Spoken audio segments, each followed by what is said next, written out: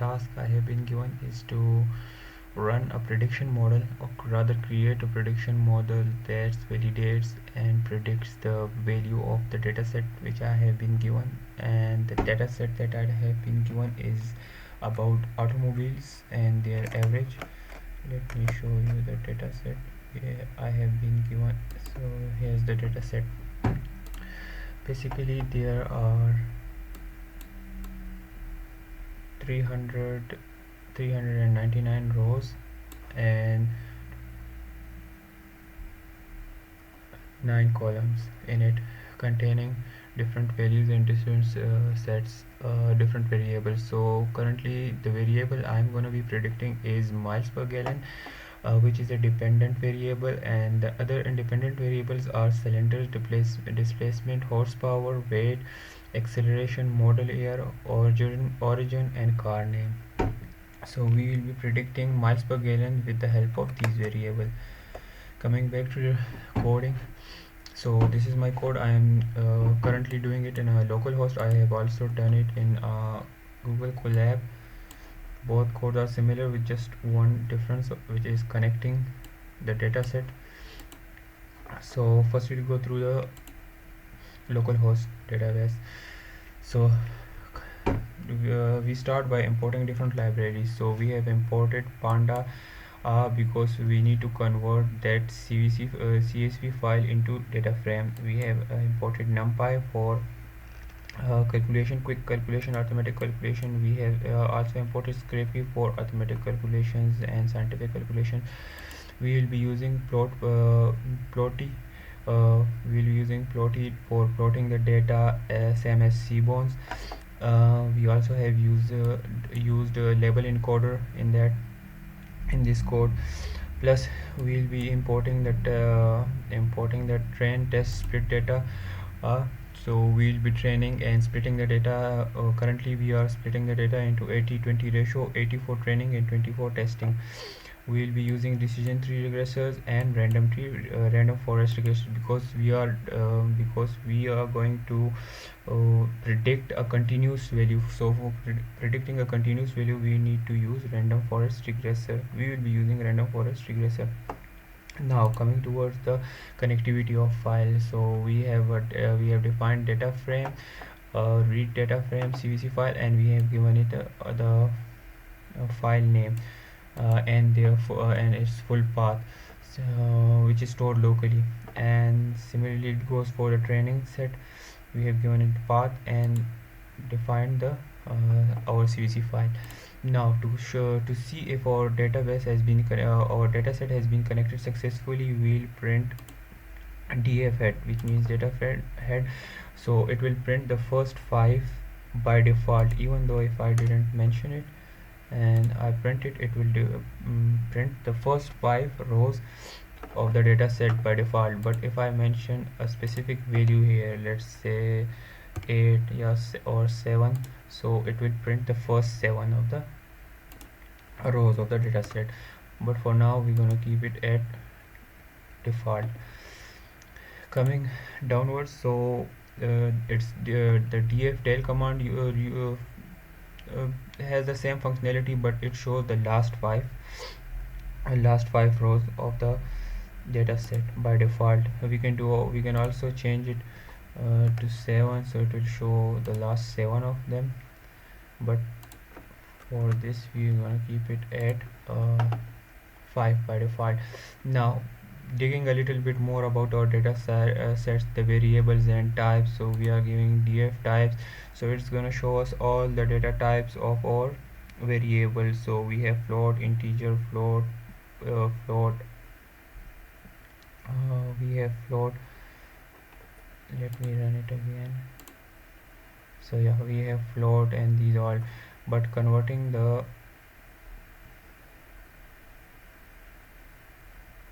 yes, so converting, okay, so running the df type command, so it will show all the types of our variables. So currently the horsepower we need for our calculations, so we need for our code is object, it won't work. We need to convert it to float. So to convert it to float, we are using the command replacing the null values. This also has some null values as mentioned in the data set description. So we'll be replacing those null values and we'll be converting it to float.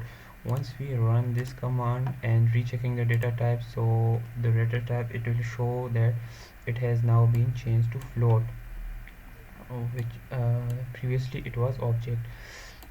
Now if for example, if we had some null values in other rows or columns, so we'll use this command print df null. So it will show if there is any null value in our data set. If it has, we will use drop null command, so it will drop all the rows or columns with the null values. Moving forward, now a detailed description of our data set. We can use it separately, like df column, df info. It will show df column, it will show all the columns in our data set. Df index, it will show the index in our columns like this. And df value, it will show just the value of values in our data set.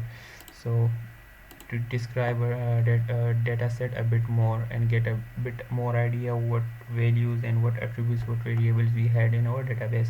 Now describing the data, analyzing, describing the data with printdf describe. It will describe, it will show the basic states of the data like mean, median, average, minimum, maximum of each variable, and the number of rows each variable has.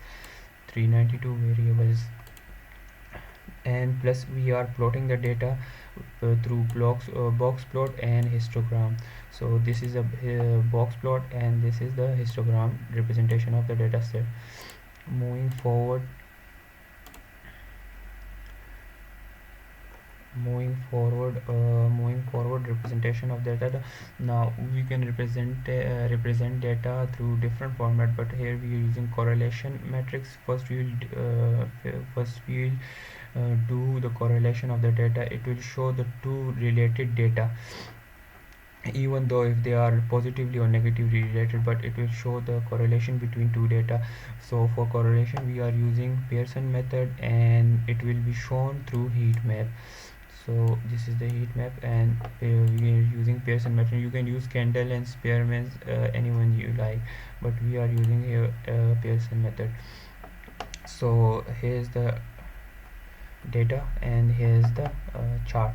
So the chart shows that cylinder displacement, horsepower and weight are negatively correlated with miles per gallon. Means if miles per gallon increases, they will decrease, and if they increase, miles per gallon will decrease. Moving forward with the coding. So now we are defining all the independent variables. There are more independent variables in our code, but for this for our purpose, for our coding, we have chosen these because they will do the work. We don't need the car name and more data, which will eventually slow down the system or slow down the speed of the algorithm. So we have defined a data frame, independent variable, and we have assigned these independent variables to that, and we have assigned that data frame to x. Now we are checking if the x has the data frame, and it has. Once we run it, it shows that all the fields are there, independent fields are there.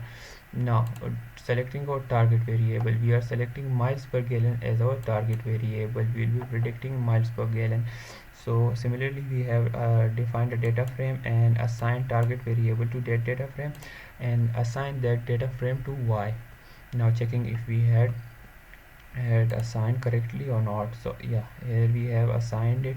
The y has a series, y is a series, and y is a panda code series, and it shows that the data is assigned to it. Length 392 and data type is float. Now converting our arrays to numpy, because simply because of their efficiency and their fast execution time, and that's why we are converting it to numpy. So we have converted our arrays to numpy. This code was basically written because we had some trouble converting the horsepower into float, and after a lot of search and consulting with teachers, so we found out that we were using the code at wrong place. The code was correct, but itself it was correct, but we were using it at wrong place. So we had done it rightly at the above place. Yeah, you can see now it's working. So we have commented out this part. Now the main thing is creating, training, predicting and splitting of the data set. We will be doing an 80-20 ratio here. So for predicting our model, creating training data set, we'll be importing some libraries. That would be trend test split library. Decision, we will be using decision tree regressor and random forest regressor because our task is of regression. So for this, first we will be splitting the data. So for splitting data, we are using xtrain and xtrain and xtest and ytrain and ytest. Now assigning the arrays and dividing the data into 80-20 split. After that, we will be defining the number of trees that we want our decision tree regressor to create. So by default I have given it 8. You can give it anything, any one you like, but make sure that your system does not has a lot of it, because it will be not good for the execution time, and your program will probably take a lot of time and put a lot of stress on the resources you are using. Plus the number of trees will eventually be defined as the dot file. So then how many numbers you write there will be the that will be the number of files, dot files, that your system creates at the end. Now defining the model, giving it some attributes. Max depth, I want my tree to be at max depth of 7, and max samples to do per iteration. Max samples should be no more than 313. Max features should be 6, and the number of estimators are dependent on the number of trees. So on first iteration, the on first decision tree, it will select a max depth of 7, and maybe it select the first 313 data samples, and on the second iteration it may select the middle 313 iteration sample data samples. So it will go like this for 8 data trees. Once this is done, now it's time to train our model. So we'll be using xtrain and ytrain and using data tree model fit. Now now training data set. Training data set, you will be using training you will be using the functionality for you will be predicting the first 17 entries of our data set for training.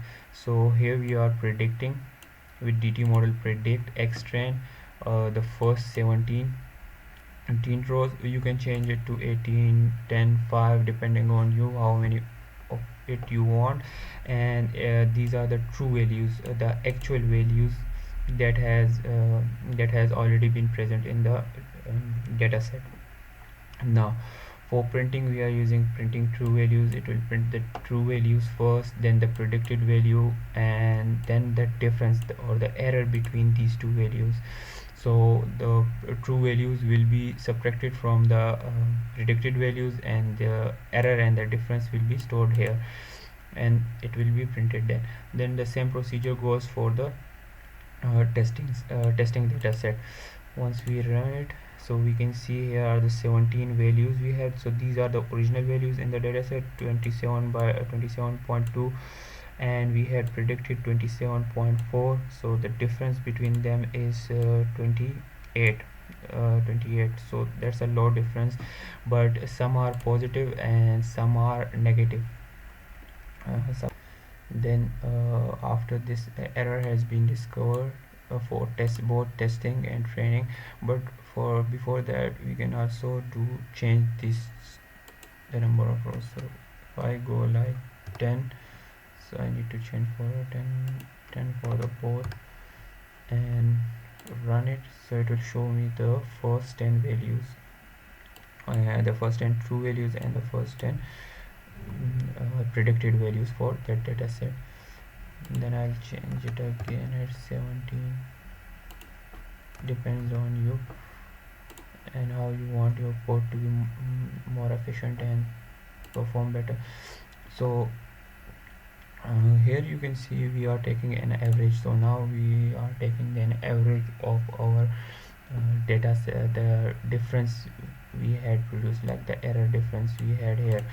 So for that we are taking the average. So we'll be subtracting the actual values from the predicted values, and we'll be then taking the absolute value, because you can see some values are positive, some values are negative, and we want it to be as accurate as possible, and then finding the mean of them. We'll be doing this for both training and testing for. So if we run it, and you can see here is that our training here is 1.05 and our testing here is 2.4. Our training error will always be less than testing error, because testing error is the true measure of your system, your code, because your system has not seen the test data.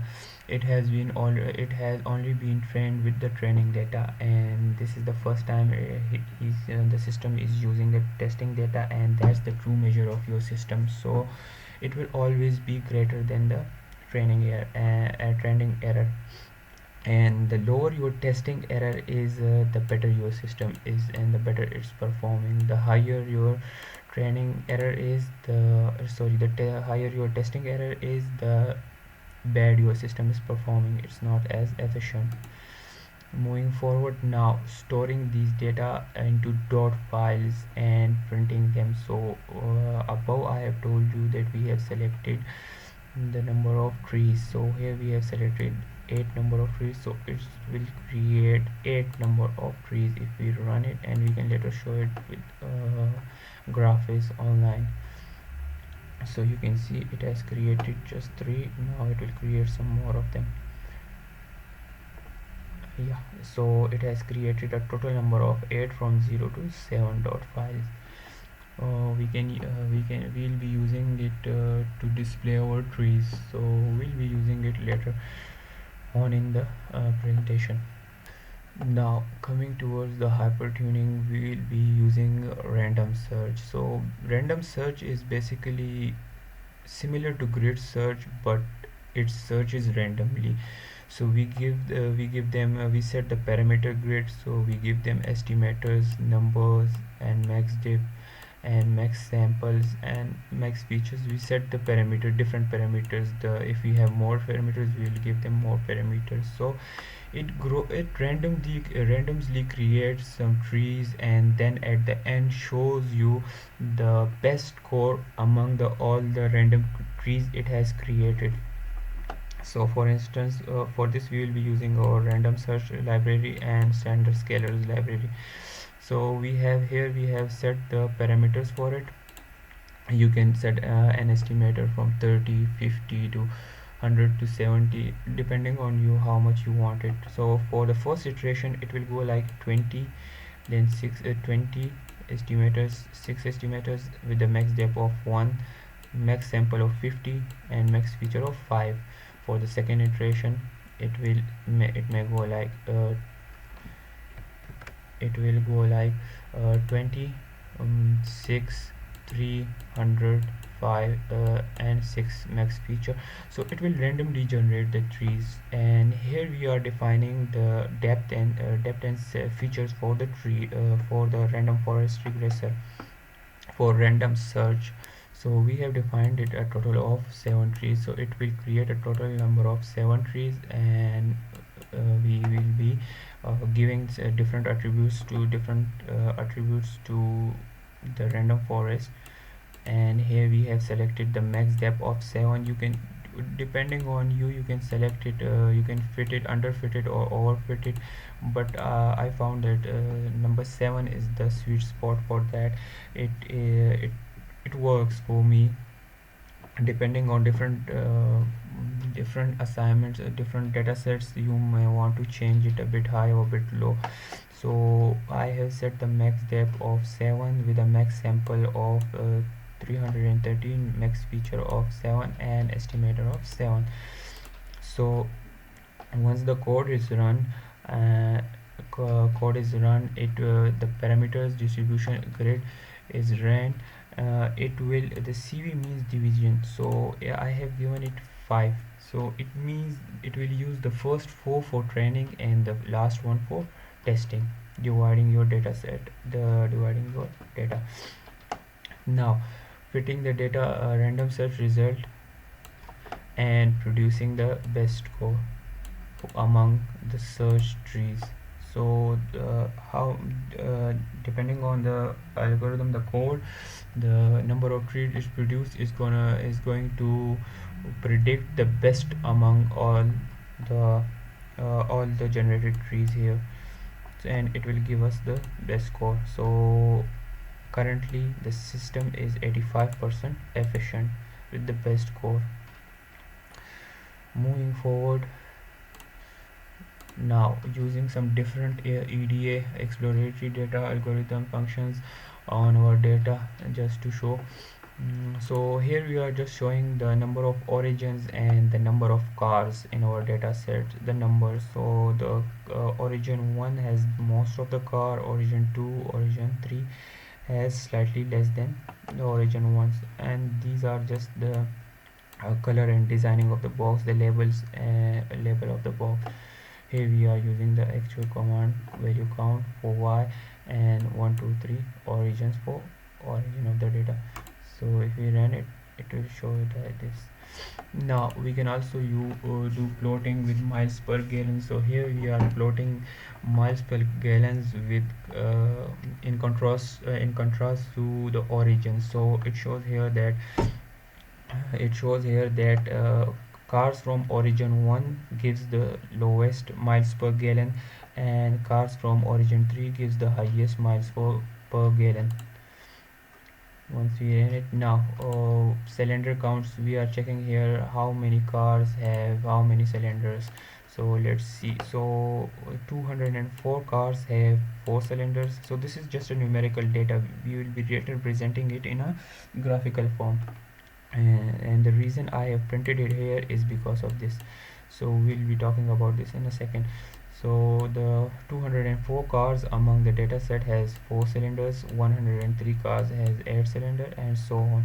The thing is, it has integer and we needed to convert it to float, so we'll be normalizing the data here, and plus we will be representing miles per gallon in the later section, so we might also normalize it now here. So we done it, data gets normalized, and now the above data is now presented in graphical form. So number 4 has the highest of 203 204, number 4 has the highest of 204 cylinders. So it's just a graphical depiction of the data. Now coming to miles per gallon, so we'll be digital plotting. So it basically shows that among all the cars, most of the cars here gives 20 to 22 miles per gallon. So basic division of miles per gallon. Now using this scatter plotting, so we'll be using it in contrast to miles per gallons with model air. So it shows here that the model air 80 has the highest number of miles per gallon. So the cars that comes in the era of 80 will give you the most miles per gallon. So it's a multivariate graph comparing two variables at the same time. So in pair plotting, it will show the say two related variables at the same time. It will compare two related variables at the same time, to put it in simple words, and it may take a little bit of time to generate. But at the same time, we can do is we can open our dot file that we had created here, and here it is. So the miles per gallon is miles per gallon with origins, miles per gallon with model years. Here it shows miles per gallon with cylinder, miles per gallon with displacement, miles per gallon with weight. So it shows a basic graph, different graphs of the data are variables and their interconnectivity among them. So now coming towards the dot files, three dot files. So we can select them all and copy them, and you can go to the wizard. Let me do it again. Here we can so graph wiz, and we can see our this graph is online. Graph is online, and we can see our first data tree here. Now here is our first data tree generated, and we can save it, or we can directly open it, and let's open it. So this is our first data set, data tree. So it starts with displacement. If it's less than, if it's false, this one. If it's less than 190 189.5, it will goes here, and if it's true, or if it's true, it will goes this left side, and if it's false, it will goes this one. So this is the data tree,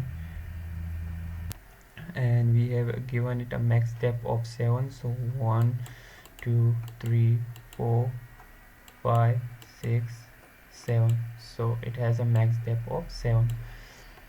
Now you can do it for the all the 8 number of trees that we have generated. So this was our first tree, we have a second, third, fourth, fifth, and so on.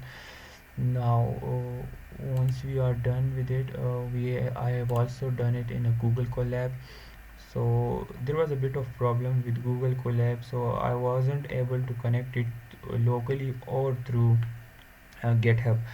I had some problem connecting it through GitHub. So some quick googling, and I found that I can import it directly to Google Colab. So here I will be using a Google Colab link.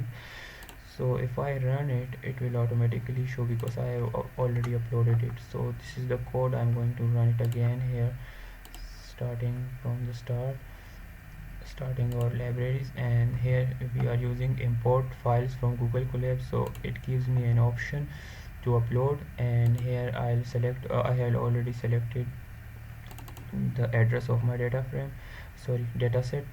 So it says that the data has been uploaded. Now I am going to comment it out because I don't want to run it again, and it will ask for the same data file, and if I did not provide it, it will overwrite it and it will keep it empty. Now to check whether our file has been uploaded or not, we'll check user uploaded this with the length of this, with the data file size. Now importing that CSV file as a panda library data frame, converting it to a data frame basically. So we have successfully converted into a data frame. We now will be doing this. The process for the training is similar.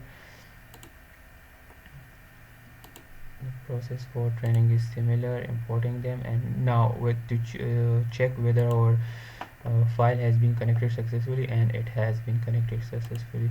If I change it to 9, and it will show me the first 9. So the system has been connected successfully. Now the rest of the process, no, and let me check it again. Yeah, so it's working. So the rest of the process is similar as on the local servers. I'll be attaching both files, the Google Colab link and the local files to it, which I have done it. Now the all the rest of the process for both of them is same. Thank you for your time. That was all about my presentation.